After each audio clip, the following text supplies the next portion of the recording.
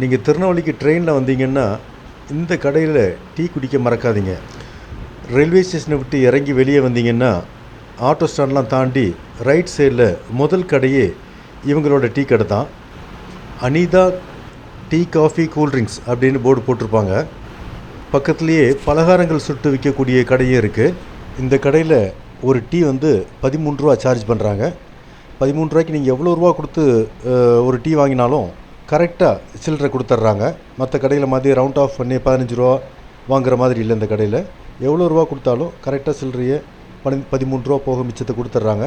இவங்க பயன்படுத்துகிற கிளாஸும் கூட மற்ற டீ கடையில் உள்ள சிறிய கிளாஸ் மாதிரி இல்லாமல் இவங்க யூஸ் பண்ணுறது ஒரு பெரிய கிளாஸ்.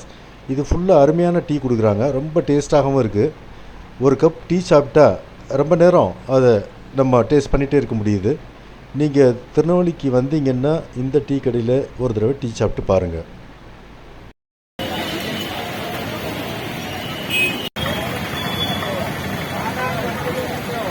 Yeah.